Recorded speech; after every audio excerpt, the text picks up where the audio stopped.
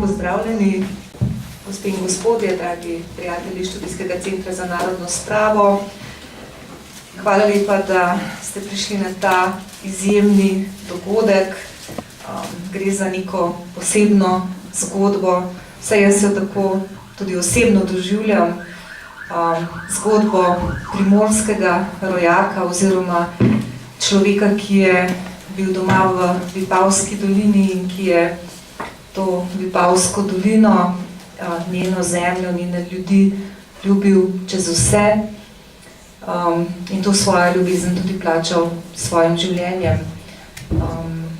Ko sem brala to knjigo, ko sem brala to, kar je bilo v njej že povedanega, napisanega, sem bila, kot že rečeno, tudi sama osebno na nek način prizadeta, ker gre za zgodbo, ki je zelo podobna zgodbo mojega nonota iz Vipavske doline in zato jo še toliko bolj čutim. In res sem ponosna in vesela in hvaležna Goriški Mohorjevi, gospodu Renatu Podbersiču starejšemu, da so vzeli to zgodbo za svojo, da so izdali to izjemno dragoceno knjigo in zahvaljujem se tudi dr. Renatu Podbersiču mlajšemu, da je to knjigo pomagal spraviti na plano, da je knjiga zaživela svoje življenje in da pravzaprav te resnice, ki prihaja na dan, se ne da zaustaviti. Hvala lepa torej tudi dr. Jožetu Možini, ki bo danes sodeloval na tej pomembni predstavitvi in še enkrat hvala lepa vsem vam, še posebej pa seveda predstavnikom družine Bric, so tukaj z nami hčerka in pa drugi. Gre za zgodbo, ki ni samo zgodba, ki ni samo tragedija družine, ampak je tudi zgodba o odpuščanju in spravi in zato je še toliko bolj pomembna. Hvala lepa vam. Hvala lepa doktorici Andreji Valic-Vir. Sedaj pa vabim še, da nas pozdravi predstavnik, predsednik Goriške Mohorjeve družbe, gospod Renato Podbersič. Lep pozdrav najprej direktorici Centra za narodno spravo, dr. Andreji Valič, povsem navzočim. Ste slišali, da sem jaz imam isto ime, kakor moj mlajši nečak, to se pravi sva v sorodstvu. Renato Podbersič starejši pomeni, da ima nekaj let, nekaj več kilometrine za seboj. Prihajam iz vasi Vrtojba, ob meji, sem sicer pa 5 let v zamejstvu, prej sem bil večino svojega duhovniškega dela 50 letje, kar sem duhovnik v Kopru, na Škofiji, pa razne druge službe. Potem pa sem zdaj v zamejstvu, imam 3 župnije, sem predsednik Goriške Mohorjeve družbe, predstavnik oziroma duhovni voditelj skavtov goriških in pa tudi sodelujem z Radiom Trst pri oddaji Vira in naš čas. To okvirno. Najprej, da vam predstavim nekoliko Goriško Mohorjevo družbo. Med 3 Mohorjevimi družbami, Celovško, največjo pa Celjsko, smo mi najmlajša sestra. 1924 pod fašizmom je nastala Goriška Mohorjeva družba. Ustanovitelj glavni je bil Virgil Šček, znameniti duhovnik z Krasa iz Auberja pri Tomaju, sicer pa poslanec v italijanskem parlamentu za časa Mussolinija. Samo med vrsticami, ko je bil v parlamentu 2 leti in pol, predstavljal Goriško, je bil njegov parlamentarni sotovariš Mussolini slavni in ta je ob neki priložnosti rekel in zapisal, da je Virgil Šček najpametnejši v italijanskem parlamentu. To se pravi, vem, da je bil kapaciteta potem. Mohorjeva družba je nastala prav iz teh narodnih potreb na Goriškem in Tržaškem, skratka v zamejstvu in tukaj ob meji in je močno vpeta tudi v ta prostor. Je vezni člen med Italijo in Slovenijo. Najmanjše je tudi po številu izdaj, približno 7 do 8 knjig izdamo letno. Če preletim na kratko, v lanskem letu 18 smo izdali koledar Mohorjeve družbe, to se pravi, to je ta knjiga, ki ima številne avtorje, tudi iz našega seveda slovenskega prostora, kvalitetne avtorje lahko rečemo in iščemo vsako leto kakšne nove stvari, seveda veliko bolj povezane z zgodovino in utripom življenja na Goriškem, Tržaškem, v zamejstvu, ampak tudi sicer drugače. Potem druga knjiga, ki smo jo izdali lansko leto v redni zbirki, je Andrej Jarko od Krušek, to so razna zanimiva razmišljanja. Potem smo izdali roman Viktor in Eliza Ivana Vogriča, zanimiva knjiga za branje, njegova in njena zgodba v senci zgodovine je tukaj. Knjiga, ki bo posebej predstavljala, je Vojaški dnevnik Iva Brica, za nas izredno dragocena knjiga, ker pokaže en nov vidik, kar bodo še predstavitelji poudarili, pristopa k vojni. Ne toliko orožje, ne toliko frontni jarki, ampak osebni odnos in doživljanje vojne osebno, prav dobesedno. Potem izven zbirke smo izdali skavtska premišljevanja skupaj z slovenskimi skavti, Žaka Sevena, ki je bil jezuit v Franciji, je pisal ob evangelskih odlomkih premišljevanja za skavte in mislim, da je to za skavte tako v matični domovini kot za mesto dragocena knjiga. Izdali smo tudi Vladimirja Kosa kot Sonca zlat zaton, to so pesmi tega našega slovenskega misionarja, tudi jezuita, zanimive, lepe pesmi, bogate, ki občasno so izhajale tudi nekatere v koledarjih slovenskih raznih založb. In ponatisnili smo skupaj z župnijo Rovte pa z družino znamenito knjigo Od Triglava do Andov Janeza Hladnika Iz Rovt doma. Tako, približno 7 do 8 knjig v primerjavi z družino oziroma z Celjsko Mohorjevo družbo, ki izda 30 in več knjig letno, smo majhna založba. Temeljimo pa na sredstvih, ki nam jih daje italijanska država in pa slovenska država. Poleg tega seveda potem iz samo prodaje teh knjig. Vendar ta sredstva se vsako leto manjšajo, kot veste, za knjige ni posluha v nobeni državi skoraj in zato imamo nekako večje težave. Poleg teh omenjenih knjig lanske zbirke poudarim še, da smo izdali tudi Primorski biografski leksikon v preteklosti, 2 desetletji približno nazaj, 3, in bi potreboval ta posodobitve. Potem zelo pomembna zbirka je, tam spada tudi Vojaški dnevnik Iva Brica, Naše korenine. Pri tej zbirki smo izdali že 2 dnevnika Alisona Vaka, župnika in dekana v Črničah na Vipavskem, Črniška kronika, prva zadeva dogajanje med drugo svetovno vojno, medtem ko druga, ki je šla pred lanskem, pa so dnevniški zapiski iz Prve svetovne vojne v okviru stoletnice dogajanja v Prvi svetovni vojni. Znamenita je tudi knjiga Rudolfa Klinca, Dnevniški zapiski, leta 1943-1945, in zadnja taka malo večja je Karl Bonuti med izbiro in zgodovino, nekdanji veleposlanik pri Svetem sedežu za Slovenijo. Mi ne izdajamo knjige in skušamo, če so le sredstva, stopiti v stik tudi z Italijani, z italijanskim prostorom.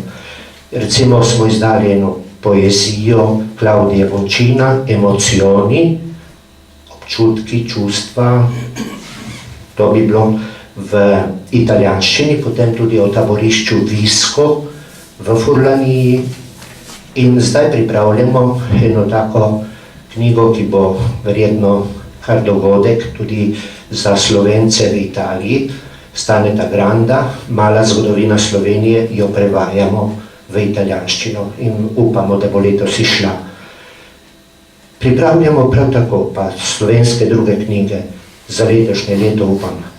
Zgodovinski spomeniki v spisih arheologa, ne povem avtorja še, potem zimska tura na vrh Triglava in drugi spisi, enega znamenitega kanclerja, šefa pisarne na Škofiji v Gorici, Franca Sedničarja, in morda največji dogodek bo Virgil Šček, njegov dnevniški zapisi nabrani iz njegovih paperkov, to je 15 zvezkov njegovih zapisov, iz katerih smo potegnili in počasi pripravljamo za založbo, za izdajo tudi te dnevniške zapiske.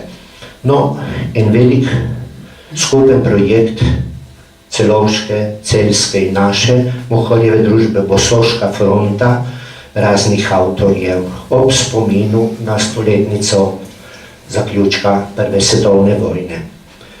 Tako, če povzamem te besede in potem predam besedo tistim avtorjem, ki bodo ta današnji dan tukaj nam spregovorili o knjigi Iva Brica, lahko bi povzel s Solženicinom. Knjiga je veličasten izum, ki je milijonom in milijonom ljudem odprl nov svet, nova spoznanja, nove in velike misli. In kot tako dajmo knjigo gojiti, čeprav jo politika kdaj ignorira ali poriva na rob življenja. Predajam besedo dr. Jožetu Možini, pa tudi mojemu nečaku, dr. Renatu Podbersiču mlajšemu, da predstavijo knjigo Iva Brica, Vojaški dnevnik. Hvala lepa za besedo.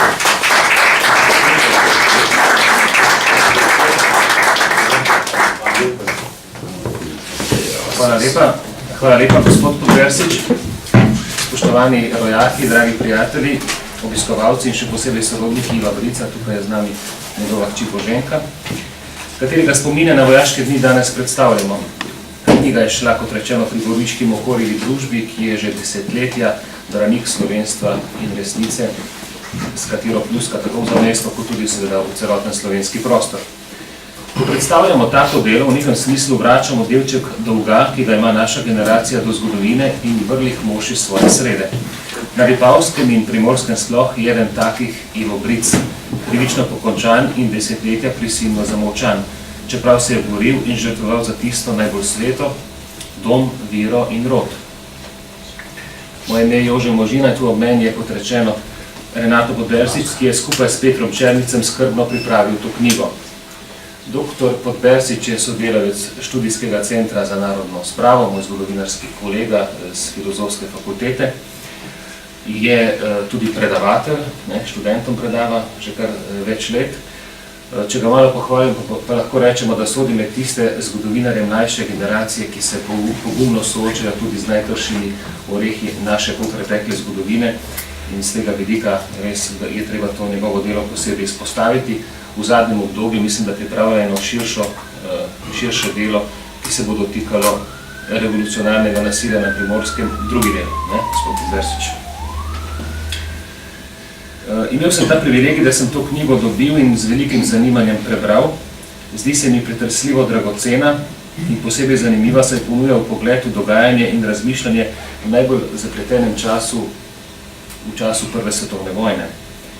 Nekdo bi rekel, to je 100 let nazaj, to je nepomembno, ampak mislim, da prebujeni ljudje vedo, da je poznavanje preteklosti pravzaprav in seveda tudi neko pravilno vrednotenje preteklosti velika naložba v prihodnost in to velja ne samo za vsakega od nas, ampak še posebej za narod v celoti.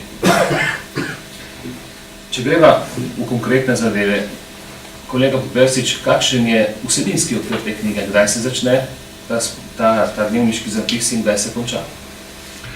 Lep pozdrav tudi v mojem imenu, vsem skupaj, ki ste se tako lepem številu zbrali v današnji predstavitvi. Namreč nimamo Primorci vsak dan privilegija, da lahko knjige predstavljamo tudi v osrednjem slovenskem prostoru. Gre za pomembno delo, ki izžareva predvsem brezčasnost in pa ljubezen do domače zemlje. Ne gre za človeka, ki bi izžareval nek visoki intelekt v slovensko družbo v preteklosti, ne gre za človeka, ki je premikal gore, ne gre za človeka, ki bi si najdel pot v vsak leksikon, čeprav bi si ga včasih ali pa pogosto moral. Gre za človeka, ki je izginil iz našega spomina. Veste, včasih so Rimljani imeli eno zelo hudo kazen. Nekoga, ki so ga hoteli izvreči iz družbe, so ga obsodili na damnacijo memorije. To je bila v bistvu ena najhujših kazni v Rimskem imperiju, to pomeni na trajno izgubo spomina. Nekaj podobnega se je zgodilo z našim rojakom, kulturnikom, politikom, protifašistom, protikomunistom, skratka osebnostjo, ki je daleč presegal vaške okvire. In zato sem prav res vesel osebno, da knjigo lahko predstavljamo tudi sredi Ljubljane. Naj za uvodoma povem, da smo knjigo predstavili že tako v Gorici kot v Dornbergu, v Vipavski dolini, kjer je bil Ivo Bric rojen leta 1896.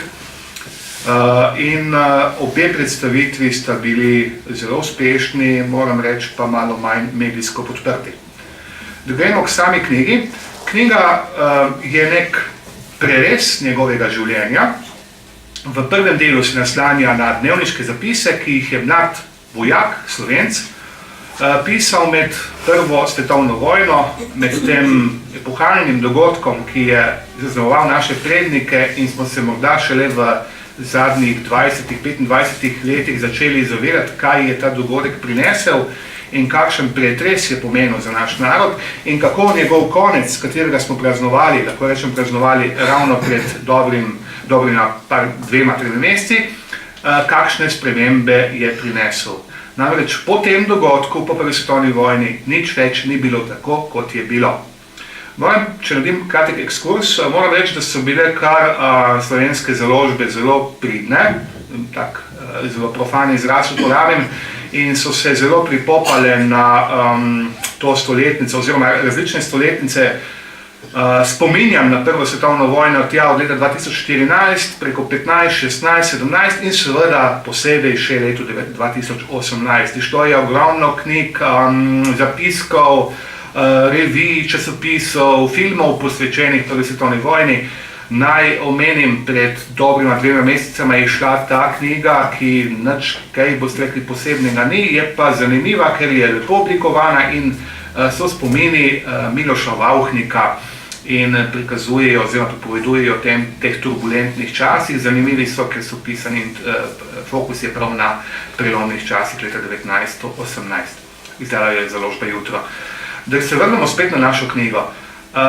Ta mladi vojak Ivo Bric je bil star 19 let oziroma nepolnih 19 let, ko so ga sredi aprila 1915 avstro-ogrske oblasti kot številne mladeniče iz Goriške, torej konkretno iz Vipavske doline, ki niso bili mobilizirani v prvem mobilizacijskem valu poleti 1914, ko je vojna začela, ampak so zaradi mladosti je bila njihova mobilizacija par mesecev odložena, je bil poklican, potem šel je v Radgono, v Kamnik, to vse podrobno opisuje, in pa potem tudi služboval v seveda avstrijski vojski, uspenjal se je korak za korakom, začel je kot navadni vojak in potem počasi plezal po podčastniških činih avstro-ogrske vojske. Izkazal se s svojo marljivostjo, pridnostjo, ubogljivostjo, intelektom. Šlo je za mladega fanta, ki za naše razmere današnje ni bil kaj posebej formalno izobražen. Končane je imel, recim piši, 3-letnike tedanje Goriške gimnazije. Goriške gimnazije, ki je vendarle v desetletjih tja pred Prvo svetovno vojno bila neka vrste pečat, dajala pečat goriškim intelektualcem, pa tudi širše. Ni imel tega privilegija, da bi obiskoval slovensko gimnazijo. Zakaj posebej poudarjam to? Ker smo v Ljubljani in v Ljubljani seveda mislite, da je to center slovenstva. Ampak prva slovenska državna gimnazija je bila ustanovljena v Gorici leta 1913. Ne v Ljubljani. V Ljubljani so bili Škofovi zavodi, ampak to je bila privatna gimnazija. Državna, prva v Gorici. No in v tem okolju je odraščal, se šolal Ivo, ki ni imel te sreče, da bi obiskal, kot sem rekel, čisto slovensko gimnazijo, ampak slovenske paralelke na nemški državni Staatsgymnasium, znameniti v Gorici, ker smo imeli znamenite slovenske profesorje, da jih ne naštevam, kdo vse je tam predaval. No in šolanja ni končal, mature ni opravil, ker je zbolel, potem je prišla vojna, bil je mobiliziran, ampak iz njegovih zapiskov, ki so se ohranili, se vidi, da je šlo za mladega intelektualca, znatiželjnega, ki je obvladal slovenski jezik do potankosti. Naj takoj povem, da Dnevnik sam z sovrednikom, kolegom in prijateljem Petrom Černecem, sicer profesorjem zgodovine in filozofije na liceju državnem v Gorici in tudi podravnateljem Slovenskega državnega liceja v Gorici, niso posegala v samo jezikovno strukturo, ni bilo potrebe. Njegov slovenski jezik je na takšnem nivoju pred stoletjem in več, da bi se ga marsikateri današnji maturant ne sramoval. Zavodljivo je bilo tudi njegovo znanje nemščine, tudi prehaja v nemščino, ko govori o vojaških izrazih, ko govori o kakšnih vojaških občutjih, piše tudi v nemščini. Torej sva z kolegom Petrom to prevedla. Poskrbela sva za 200 opomb, da je bralcu lažje razumljiv kontekst dogajanja, torej sama pot. Njegova pot je vodila iz Štajerske v Bosno, kamor so avstrijske oblasti hodile rekrutirati bosanske vojake in veste, da Bosanci so bili najbolj zvesti, najbolj hrabri, če nekoliko karikiram, vojaki in počasniki, tudi častniki avstro-ogrske vojske. In potem se poleti 1915, julija meseca, znajde na fronti ob Dnestru. Kaj pomeni fronta ob Dnestru, pa nadaljevanju? Bomo mogoče prebrali en delček, da dobimo malo vpogleda. Kot je rekel tudi Renato Podbersic starejši, on ne opisuje vojne in vojnih grozot na način, kot je to običajno, ampak veliko čustvuje, saj je bil tudi pesnik. In ravno, ko je bil ob Dnestru, je napisal naslednje, čakaj, bom preveril še datum. Ta daljši zapis, to je, se pravi, 18. juli 1916. Pravi takole. Kako dolge so noči v vojni črti, to je strašno. Človek je truden in ves ubit od dneva. Čuvati se mora. Vsaka sekunda bi lahko prinesla iznenadenje. Vsaka sekunda lahko prinese smrt ali strašno trpljenje. V švarni liniji strelski črti smo. V ozadju se vidi globoko v strugah na široko se raztezajoči Dnester. Levo od nas gost, hrastovje in juhovina. Pred nami in levo od nas je zemlja, valovito položena, na desno pa se viša, a v ozadju se polagoma niža. Tu je gost levo od naše pozicije, gost smrti, gost strašnega klanja, skrivališče krvoločnih kozakov. Pretresljivo je pravzaprav, kako Ivo Bric opisuje ta kozaški napad, ki ga je videl, kot mlad 19 let star fant, ker seveda ne skriva strahu pred tem, kar se je zgodilo. Res je. V zadnjih letih, kot smo uvodoma sva že omenila, je išlo veliko teh spominskih zapisov, pravzaprav na renesanso, zdaj v teh stoletnicah, da so slovenske založbe, ni izraz prehud, rečem kar tekmovali, katera bo izdala več daljših ali krajših zapisov. Ta ima dodano vrednost. Kot je bilo že povedano uvodoma, prav zaradi tega osebnega opisa občuti sebe, svojih sovojakov, razmišljanj. Fantje so bili, možje so bili lačni v strelskih jakih, ampak niso marali, oziroma Ivo Bric ni maral za kavo, ni maral za pijačo, vzel je zvezek in pisal in pisal. Očitno je bilo pisanje neka njegova izpovedna moč. Ta dnevnik, ki smo imeli srečo, da sva ga s Petrom dobila, se je izgubil. Po vojni ga ni bilo, oziroma v zadnjih letih ga ni bilo najdit. Je pisan z lepo pisavo slovenskega vojaka, mladega slovenskega vojaka, potem je izginil in pojavil se je v prepisu konec predlanskega leta, ko mi ga je zaupal njegov vnuk Tomaž Bric. Tomaž Bric je bil malo starejši od mene, poznala sva se iz mladosti, iz duhovnih vaj. In čeprav se nisva videla in čeprav je bil Tomaž Bric zelo, zelo bolan in danes ga ni več med nami, mislim, da je včeraj bilo 1 leto, kar je umrl. Včeraj je bilo 1 leto, kar je umrl Tomaž Bric, vnuk Iva Brica. Mi je po elektronski pošti en dober mesec pred smrtjo poslal ta dnevnik v prepisu. Dnevnik je prepisal v začetku 90-ih let v izvirniku, torej besedila se je držal in tudi sama z urednikom Petrom Černicem nisva posegala to besedilo.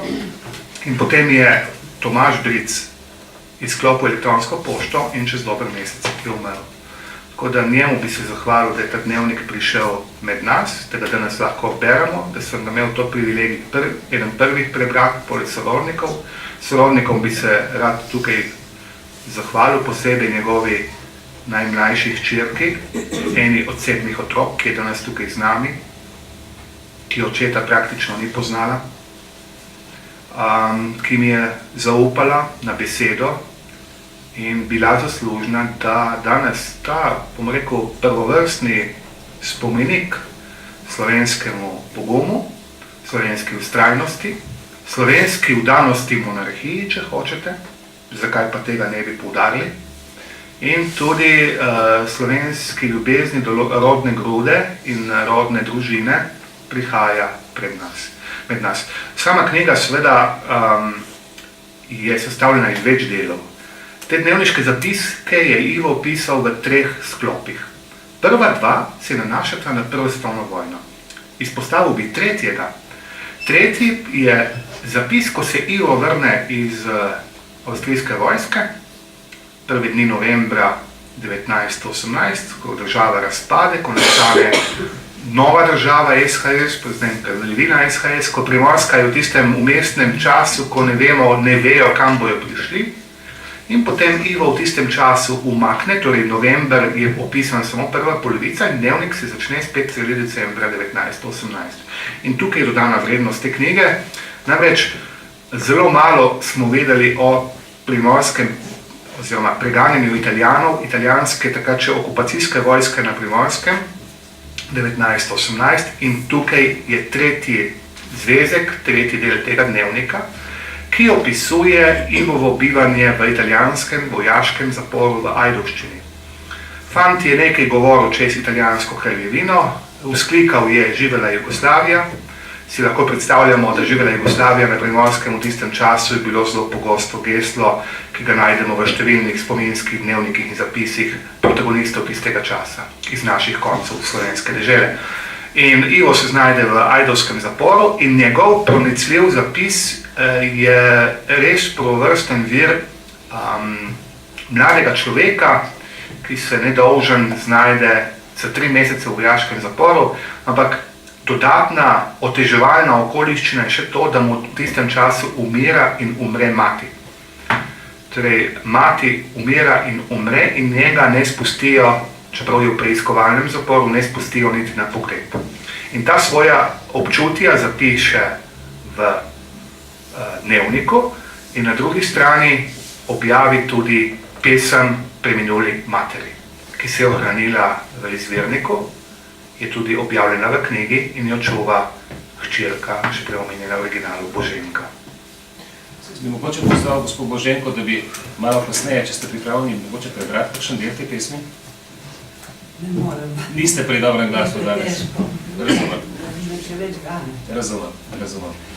Glejte, prav na današnji dan pred 100 leti, ko je bil tudi oče bolan, ko je bil v zaporu, je Ivo Bric napisal: Doma je zelo žalostno, oče še vedno bolan, jaz tu, kako strašno dolg čas mi je.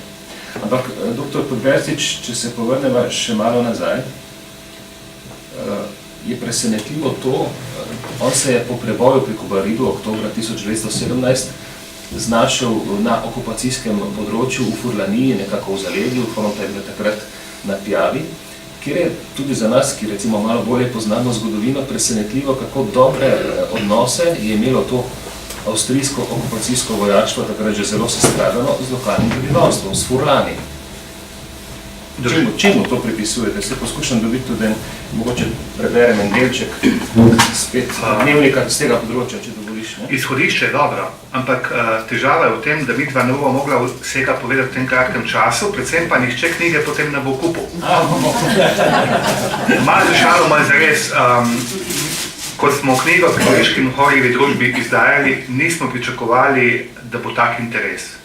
In po 2 mesecih, slabih 2 mesecih, kar je knjiga išla, je dejansko ni več. Tam je še 16 izvodov, bilo je prenašenih danes in to je zadnji izvod te knjige, ne vem, če bomo šli po natis. Je zelo lep odmev naletela pri bralcih in res je, drugi zvezek te knjige, ki smo jo seveda vse 3 zvezke združili v eno celoto, je namenjen lep del avstrijski okupacijski vojski, med katero se znajde, med temi enotami se znajde tudi mladi četovodja Ivo Bric, ki takrat že počasi napreduje na počasniški hierarhični lestvici avstrijske vojske, in iz Bad Radkersburga, Radgone, z vlakom potuje na občine in potem peš celotno pot do zgornjega otoka reke Pjave. To dan za dnem Ivo to beleži, skrbno beleži, kje so bili, koga so srečali in veste, nobene sovražnosti, nobenega napuha ob sicer sijajni vojaški zmagi prodoru pri Kobaridu, opiše srečevanja z italijanskimi civilisti, predvsem civilistkami, gradnjo utrp v zgornjem toku reke Pjave, o čemer smo zdaj bolj malo vedeli strani slovenskih vojakov, odnos na fronti do sovojakov, bežanje čez frontov k Italijanom in italijansko bežanje na avstrijsko stran.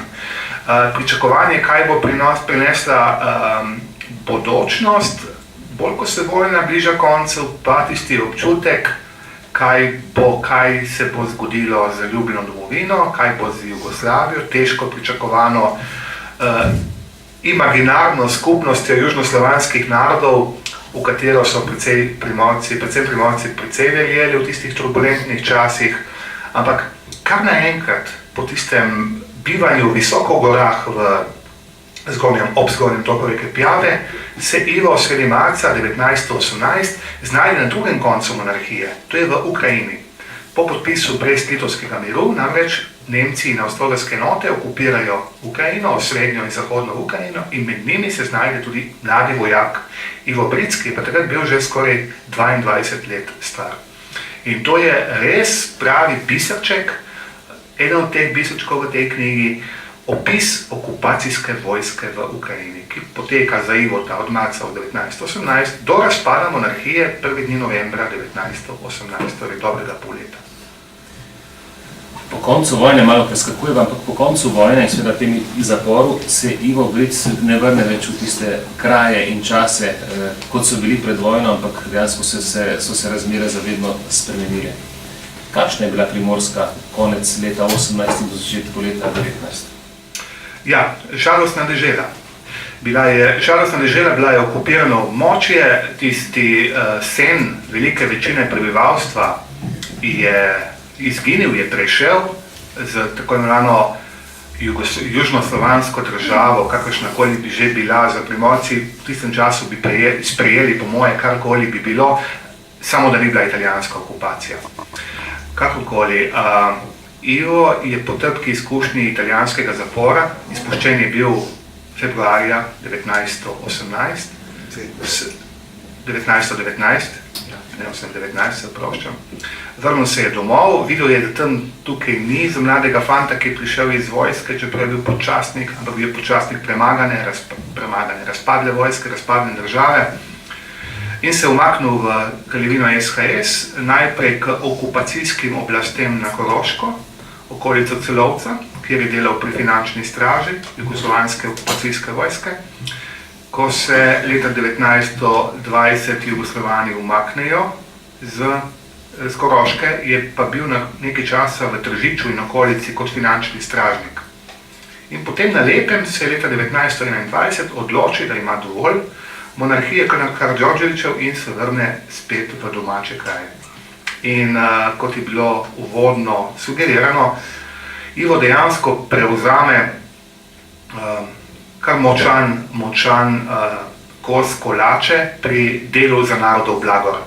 Namreč najdemo ga pri vsem, kar je bilo pomembnega na Goriškem v tistem času. Najdemo ga na kmetijskem področju, postal je kmet, podedoval je kmetijo, kot v familiji je bilo 5 otrok, 4 sestre in on. Hočeš nočeš, čeprav mu kmetijstvo ni ležalo in čeprav po duši ni bil kmet. Se je vendarle izkazal kot dober vinogradnik, predvsem pa kletar. Ampak on je bil organizator, on je bil kulturni delavec, on je pisal, on je imel bogato knjižnico. Kaj pomeni bogata knjižnica v obdobju italijanskega razmnoževalnega pritiska, ki zlasti po ukinitvi slovenskih društev na Goriškem v leti 27-28 dejansko pomeni en močen zadih z obema pljučama za to lokalno prebivalstvo na Goriškem podeželju. Ta knjižnica je imela več kot 500 knjig, nekaj enormnega za tiste čase na Primorskem. Veliko je bral, veliko je pisal, poznal je literaturo, ki je izhajala tudi o Sovjetski zvezi, v tedajni Sovjetski Rusiji v Ljubljani. Potem organiziral, urejal, pisal, predvsem režiral, hkrati dramaturg, igralec v lokalni gledališki skupini. Skratka, povsod je bil zraven. In seveda, ko je bil povsod zraven, kar se tiče narodno-kulturnega dela, ne smemo pozabiti tudi njegovo udejstvovanje pri zadrugi v Dornbergu, ki je bila v tistem času ena najbolj uspešnih slovenskih zadrug na Goriškem. Uspešno zadružno delo, uspešno narodno-obrambno delo na gospodarskem področju, pa seveda zelo zmotilo italijanske, po letu 22 fašistične oblasti, ki so seveda v močnih gospodarskih temeljih videli nevarnost za slovensko prebujanje na tedajni Julijski krajini, bi rekli na Primorskem. In seveda že takoj postane predmet italijanske vojaške obdelave. Njegova poročila so ohranjena v Rimu, oziroma njihova poročila o njem.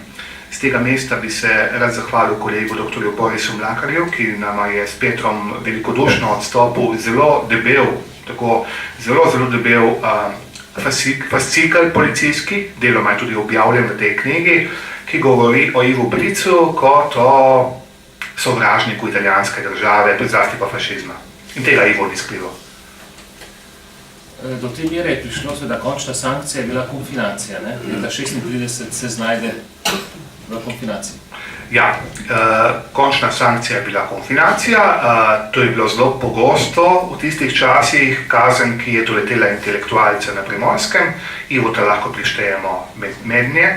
Morate upoštevati, da Primorska v tistem času je izgubila veliko izobraženih ljudi. Izselijo se bodisi v Kraljevino Jugoslavijo, po celi Kraljevini Jugoslavijo, Dravsko Banovino, predvsem veliko jih gre v tujino. Tudi kmečko prebivalstvo se zaradi izgube ekonomske samostojnosti seli zlasti v Argentino, deloma tudi v Urugvaj. In tukaj pomembno vlogo igra krščansko-socialno gibanje pod vodstvom primorskih duhovnikov, ki bazirajo na angažiranem delu odličnih laikov, krščanskih laikov, pokončnih krščanskih laikov, med katerimi lahko Ivota Brica uvrstimo med prvo desetnijo teh sodelavcev. In seveda to delo ni ostalo neopaženo italijanskim oblastem, ki so ga leta 1936 za 5 let konfinirale v južno Italijo, v deželo Basilicata, čisto na jug italijanskega Škornja, kljub temu, da je imel družino, otroke, da je imel doma kmetijo, da je moral družino preživeti, je moral pobrati čila in kopita in so ga odpeljali v konfinacijo.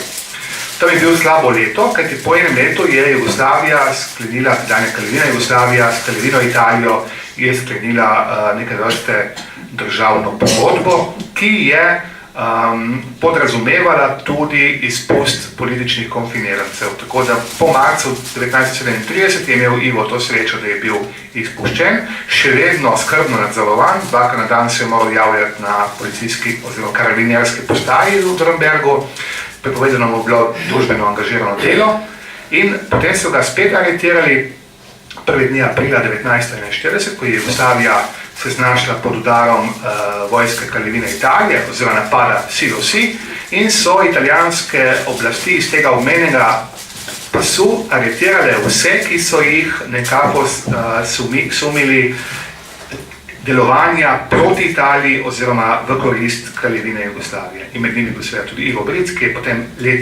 mesec dni spet preživel v kombinaciji in se potem vrnil na svoj dom in nadaljeval z delom do umora. Kako se je Ivo Bric kot narodno-obrambni delavec znašel potem, najprej na udaru italijanske policije in fašizma, kako se je znašel pravzaprav v primežu nove ideologije, ki se je začela porajati, ne na Primorskem, ampak ki je bila nekako uvožena iz Ljubljanske pokrajine? Torej, kot je bilo že rečeno danes, šlo je za človeka, ki mu upravičeno lahko damo oznako intelektualc, ki je veliko bral, ki je veliko se gibal v krogih goriških krščanskih socialcev. Lahko mu rečemo, da je bil desna roka njihovega voditelja, to je Janka Kralja, dr. Janka Kralja, še ene od zamolčanih osebnosti slovenske, predvsem pa primorske, goriške, slovenske zgodovine.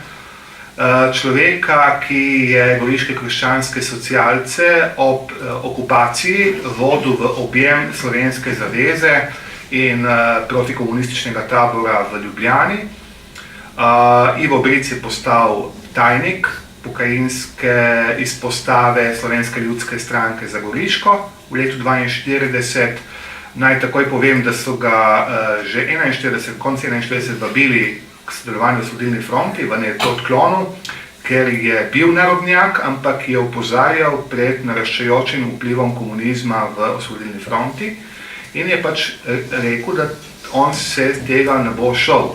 Torej, odklonil je sodelovanje, imel je pa velik ugled na vasi, prav zaradi svojih preteklih zaslug, bodisi na kmetijsko-vinarskem ali kletarskem področju, bodisi pri organizaciji zadruge, bodisi pri svojem kulturnem delu, kot tudi svojem političnem delu.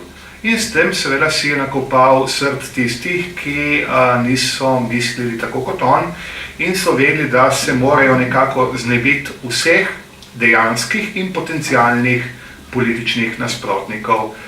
Dejstvo pa je, da kar smo v Ljubljanski pokrajini videli konec leta 1941, začetku leta 1942, tja do nastanka prvih vaških straž, se je na Primorskem dogajalo približno z dobrega pol leta zamude. Tako da zgodba, ki jo poznamo za osrednjo Slovenijo, se prav z umorom Brica, ki je bil eden najbolj odmevnih, najbolj žalostnih, najbolj krvavih, najbolj pretresljivih umorov na Primorskem med revolucijo, prenese, torej slika se preslika iz osrednje Slovenije. Takt revolucionarnemu nasilju je, kot rečeno, so dajali revolucionarji, ki so bili uvoženi iz Ljubljane, tako rekoč, na Primorskem tega ekstremizma prej niso poznali. Seveda so bili ljudje narodno prebojeni že iz dobe fašizma zaradi delovanja zbora svečenikov svetega Pavla, Tigra in tako naprej. Mislim, da je ta tak revolucionarnemu nasilju konkretno diktiral dr. Aleš Bebler. Kako in zakaj je prišlo do umora človeka, ki je bil, ki je bil tako močan, tako pomemben narodno-obrambni delavec na Primorskem? Ja, se deloma je bilo že v vprašanju skrit del odgovora. Knjiga je šla v lanskem letu tudi zaradi tega, ker lani je bilo 75 let, torej neke vrste dokaj okrogla obletnica njegovega umora. Njegov umor je bil tipično zločinsko dejanje, namreč vzeli so očeta 7 otrok brez kakršnekoli obsodbe, brez kakršnega koli izdajstva, brez kakršnega koli vzroka oziroma krivde, kaj šele dokazane. Ivo Bric je padel pod streli 2 mladoletnih fantov 2. junija zgodaj zjutraj 1943. Ni bil prva žrtev, bil je pa prva odmevna žrtev revolucije na Primorskem. O umoru samem veliko vemo, ker je bilo o njem veliko napisanega. Zelo bi želel, da bi bil tukaj med nami njegov sin, ki je bil takrat star 12 let, skupaj z bratom sta očeta spremljala na košnjo nad domačim krajem. In skupaj z bratom sta bila priči tega, kako sta 2 mlada fanta v imenu partizanskega gibanja prikorakala iz gozda in Iva Brica na mestu ustrelila. Upam si reči, da je dodana vrednost te knjige tudi pričevanje, ki ga je omenjeni 12-letni fant, poznejši duhovnik Bogdan Bric. Sled decembra je minilo 7 let, kar ga ni več med nami, nazadnje je bil župnik v Oseku, v Vipavski dolini. In zmogel je toliko moči, da je dal žalostno, ampak pretresljivo pričevanje o svojem očetu, zlasti o umoru svojega očeta, in to pričevanje boste našli tudi na koncu, oziroma tudi v tej knjigi. Ivo Bric seveda se je znašel na tnalu revolucionarnega nasilja kmalu po prihodu Aleša Beblerja. Aleš Bebler je možak, ki ima morda kakšno diplomatsko zaslugo po drugi svetovni vojni. Njegovo ime krasi številne trge, ulice in njegovi spomeniki se pohotijo po številnih primorskih krajih in mestih. Ampak bil je človek, ki je dajal pečat krvavi revoluciji na Primorskem. Njegov prihod na Primorsko v prvih dneh novembra 1942 pomeni začetek druge faze revolucije tudi na Primorskem. In tudi, ko Aleš Bebler dokaj pogosto poroča centrali v Ljubljano in njegova poročila so ohranjena, tudi v kakšni drugi knjigi smo jih že objavili, piše, da na Primorskem gre za neuko ljudstvo, ki nima pojma, kaj je komunistična partija, in da so razmere na Primorskem take, kot so bile v Ljubljanski pokrajini pomladi 1942. Aleš Bebler je bil tisti, ki je iz svojega bunkerja na kraju Vogersko pri Gorici dajal pečat komunistične revoluciji, bil je tisti, ki je odločal o življenju in smrti, bil je tisti, ki je to organiziral, bil je tisti, ki je to poročal, ki je dajal napotke, bil je tisti, ki je bil strah in trepet revolucionarjev na Primorskem. In Aleš Bebler, lahko javno zatrdim, tudi v knjigi je to zapisano, ker obstajajo dokumenti, je bil tisti, ki je Iva Brica obsodil na smrt. Seveda ni za to imel nobene pristojnosti. Dejstvo je, da njegov umor, torej umor Iva Brica, je direktno navodilo Aleša Beblerja, ki je prišel na Primorsko iz Ljubljane.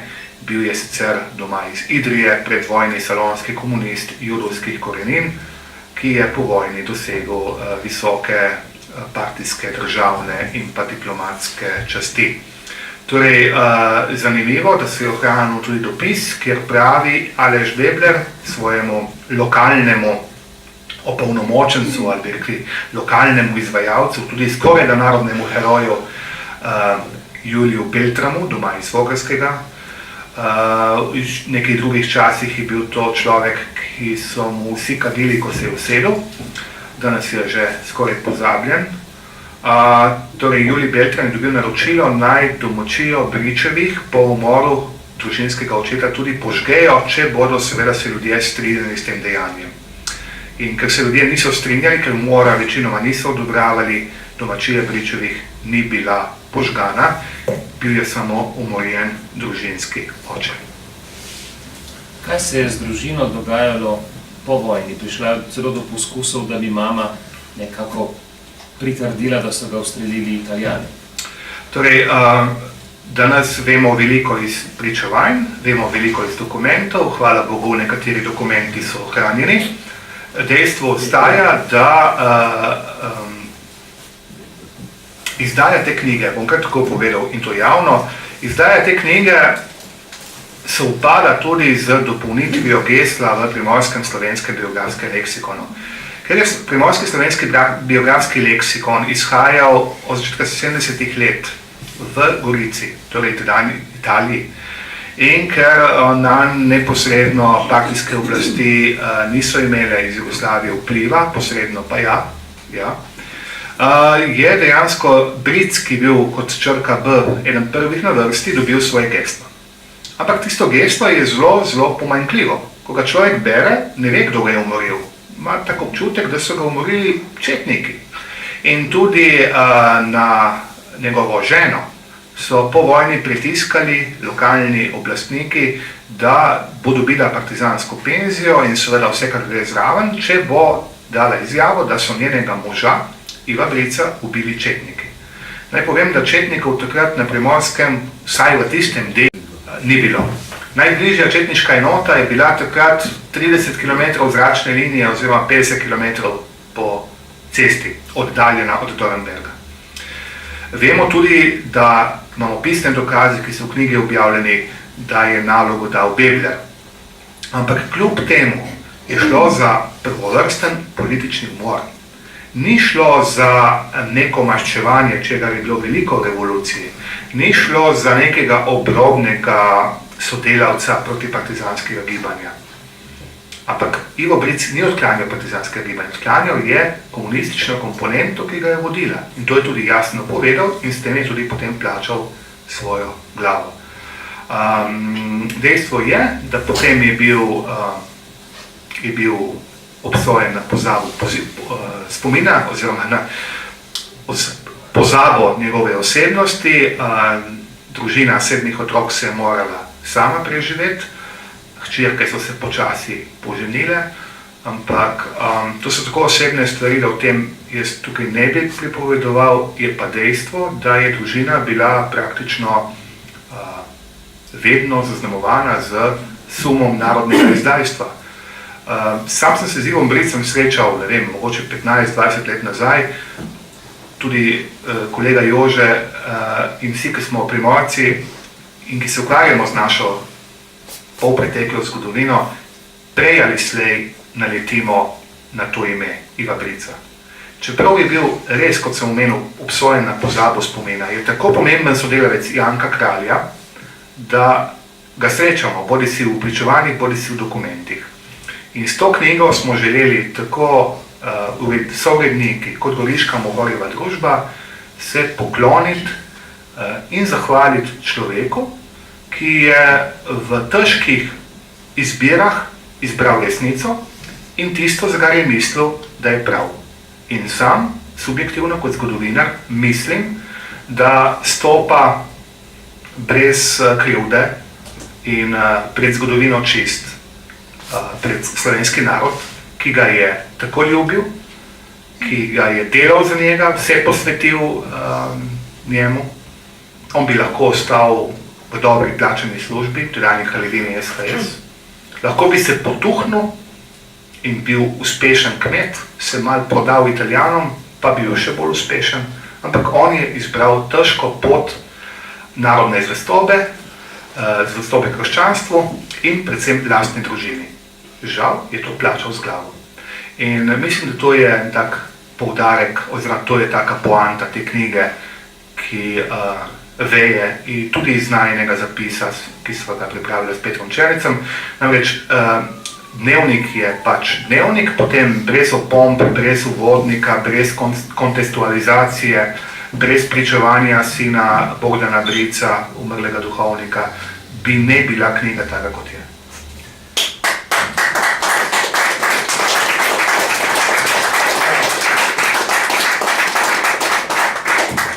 Poskušamo skleniti, ima pa ta knjiga, ne, kot pot k iskanju resnice, tudi eno zelo zanimivo nadaljevanje, ki ga mogoče lahko na kratko opišem. Zgodilo se je na predstavitvi v Dornbergu, pred polno dvorano v vaški šoli, ker vemo, ne, seveda, če malo širše razumemo sociološki okvir takega umora, da je seveda prizadeta družina, no, ta je prva žrtev, ampak da so posebej v takem primeru, ko so bili morilci mladoletni fanti, 16-17 let stari, gotovo tudi oni tisti, ki so trpeli in jih je takratna komunistična oblast v bistvu zlorabila in trajno zaznamovala njih in potem tudi njihove družine.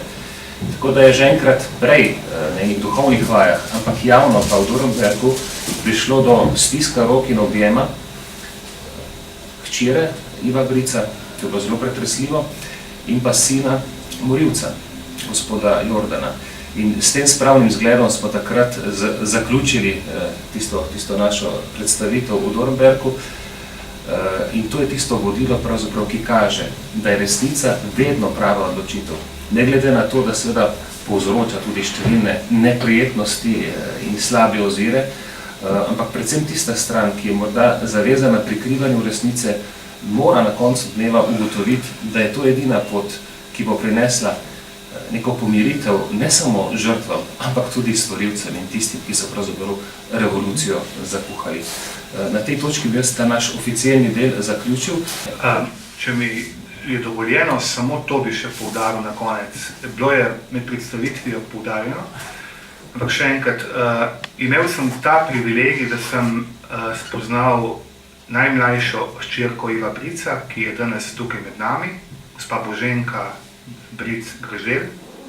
Bila je stara 3 mesece, točno 3 mesece, ko so ji očeta umorili. Zaupala je to objavo knjige, brez kakšnih dodatnih vprašanj. Nikoli ni gojila nobenega sovraštva do tistih, ki so ji vzeli očeta. Nikoli ni imela nobenih privilegijev, zaradi tega ravno nasprotno. In v pogovorih z njo sem spoznal, kaj pomeni pokončna, topla in ljubeča oseba. Boženka, hvala še enkrat. In še enkrat se bom ob koncu izrabil to priložnost zahvalil Tomažu Bricu, njenemu nečaku, vnuku umorjenega Iva Brica, ki je leto dni pokojen, ki je poskrbel, da je knjiga, so ti zapiski lahko prišli med nas, med vas, spoštovane bralke in bralci, in da je še en pomemben kamenček v mozaiku primorske zgodbe 20. stoletja ostal zapisan. Tudi jaz sem original videl, ko sem 2007 prvič obiskal pokojnega župnika, sina Bogdana Brica. In potem po njegovi smrti je ta original čudežno izginil. Ker je bila to samo ena kopija, pač normalno, rokopis, vam ne znam povedati, ne morem povedati, tudi sorodniki ne znajo, ne morejo povedati, kam je to šlo. Nekje se je izgubila. Hvala Bogu, je pa prepis, ki je bil izveden, ne prijet za besedo, mislim, da 93. leta, že takrat na tiste prve računalnike, in da je bilo potrebno prepisati seveda, ker ni bilo ohranjene diskete, se ohranil v prepisu. Tako da originala dnevnika že nekaj let ni videl nihče. Razen pesmi, ki jih čuva njegova hčerka tukaj prisotna in so ohranjene v njenem družinskem arhivu. Pesmi so se ohranile, drugače pa tudi tiste iz zapora vojaškega.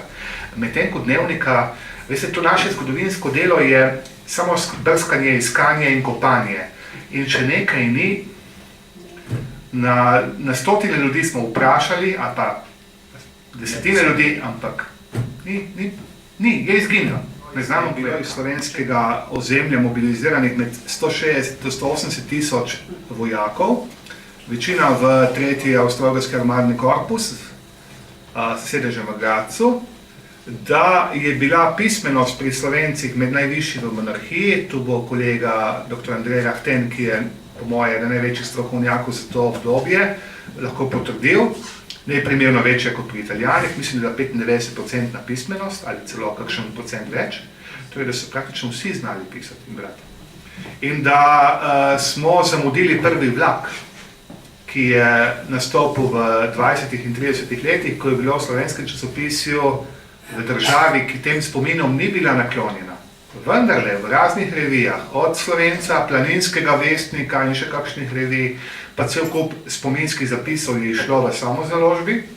Potem po drugi svetovni vojni so ti spominski zapisi morali, ne bom rekel v bunker, ampak niso bili zaželjeni. O prvi svetovni vojni se ni govorilo. Glejte, zanimivo. Prvi doktorat na temo prve svetovne vojne je bil v Slovenskem zagovarjan leta 1998. Prvi pregled,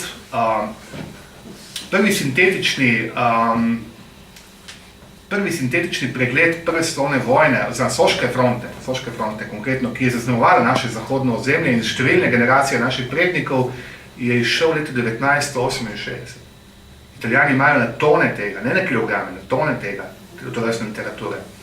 To je bil Ivan Hmelak oziroma Janez Pasesnel, Soška fronta. To je prvi tak sintetični pregled. Leta 1968, ob 50-letnici konca prve svetovne vojne.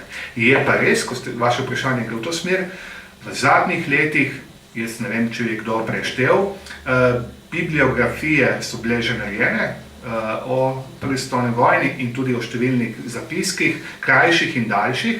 In ko človek to pregleda, je presenečen. Jaz ne vem, če je kakšna, tu bo Stane Kodrič, lastnik založbe Jutro, ki je tega veliko izdal, vedel povedati, ampak kakšna pomembna založba, ki ni izdala kaj v zadnjih letih v povezavi s prostovoljno vojno in slovenskimi vojaki oziroma dnevniki. Franc Rujer, Zupančič, Jakob Prešeren, Jurca, Karel Jurca iz Postojne, cel kup teh zapiskov je išlo. Je pa res, da tudi veliko jih še čaka na objavo in pa nepregledna množica krajših zapisov, kakšnih pesmi pripravljenih z uvodom, ki so bile potem objavljene v raznih časopisih, zgodovinskih in revijah, pa tudi v poljudnih časopisih in revijah, ki izhajajo pri nas. Tako da jaz mislim, da ni junaka, ki bi uspel vse to, kar je šlo samo v zadnjih 5 letih, od 2014 naprej do letos, prešteti in valorizirati, ker je tega preveč. Ja, nekoliko nas pesti to, da smo živeli v neki državi, ki je pomenila v določenem smislu civilizacijsko diskontinuiteto, sploh glede odnosa do zgodovinskega spomina in preteklosti kot pač neke vertikalne zgodbe, so bili tukaj gepi, so bili tukaj luknje. Jaz sem sam za imeniten dnevnik enega kapucinskega brata iz Vipavskega križa, ki je bil debela knjiga, zelo podrobno opisana revolucija, ki je on takrat doživel v Rusiji, ampak je tudi ta knjiga, ta rokopis zaenkrat žal izgubljen. Tako da tega mora biti še veliko. Predlagal bi vam, če je ta zadeva krajša, da to preverite. Ja, gre za eno duhovno misel. Ja, preverite, potem bomo počasi zaključili. Takole opisuje tale Franz Reichmann iz Koroške, iz Avstrije, eno duhovno misel pri vojakih, oziroma med prvo svetovno vojno. Pravi, dušno življenje pri vojakih. Kolikor imam jaz, zdaj po enoletnem bivanju pri vojakih, v tem oziru pogleda in izkušenj sem žal primoran sledeče soditi.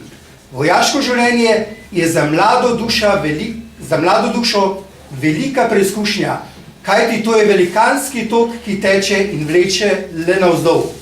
Ženske, nedostojno govorjenje, nedostojne enake pesmi, zasmehovanje molitve, verskih reči in duhovnikov, to je na splošno v navadi. Ampak so poleg tega, hvala Bogu, tudi častne izjeme. In te imajo trdno voljo. Blagorim jim rečem, to so dvakratni junaki, ki ne delajo tako, ki izvajajo v pravem pomenu besede izrek Kristusov, ki pravi: dajte Bogu, kar je Božjega, in cesarju, kar je cesarjevega. In so zvesti in vdani služabniki svojega najvišjega vojnega poveljnika, Gospoda in Boga vojskinih trum, svojega kralja in cesarja, ter vseh svojih predpostavljenih. Zanimivo, ne? Zanimivo. Ker je dan bil posvečen predstavitvi knjige rojaka primorskega Iva Brica in ker je bil pesnik in ker so se pesmi ohranile tudi v originalu, bo za konec kolega, dolgoletni prijatelj, zgodovinarski sotrudnik dr. Jože Možina prebral še eno pesem, ki jo je Ivo napisal konec septembra 1916. To je obdobje po 6. soški bitki, ko se Gorica izprazni, ko vasi vzhodno Gorice padajo kot domine, ko italijanska vojska grozi, da bo osvojila Dornberg in je moralo prebivalstvo Dornberga iti v begunstvo širom tedanje monarhije. In so vojake poslali na dopust, dovolili dopust, da so pomagali pri selitvi. In Ivo očitno je pomagal, o tem namreč v dnevniku ni niti besedice. Ohranila se pesem, ki jo je Ivo naslovil Domovini v slovo. En delček tega bomo zdaj slišali. Za konec. Delček te pesmi bomo prebrali. Naslov pesmi je Domovini v slovo. Začne se takole. Moja duša ni vesela, bolj prehuda jo teži. Tužno pesem bo zapela, tužno struna naj zveni. In potem v nadaljevanju. In spomin na dom premili, dušo mučil bo hudo, saj nam bodo vse razbili, kar doma ostalo bo. Polje, vinograde končajo, hiše naše rušijo, domovino razorajo, da spoznati je ne bo. Težka slutnja me navdaja, težka slutnja me mori, vedno teže mi postaja, vedno huje mi grozi. A za manj je zdaj trnanje, zdaj pomoči ni za nas, ne pomaga zdihovanje, prišel je odhodni čas. morda še tukaj za konec. Torej z Bogom ostanite, zdaj vas zapustim, solze moje le rosite, sam Bog ve, kaj zdaj trpim. Zdaj pa culico na rame, potno palico v roke, mili Bog, ne zabi name, da ne zruši me gorje. Peter.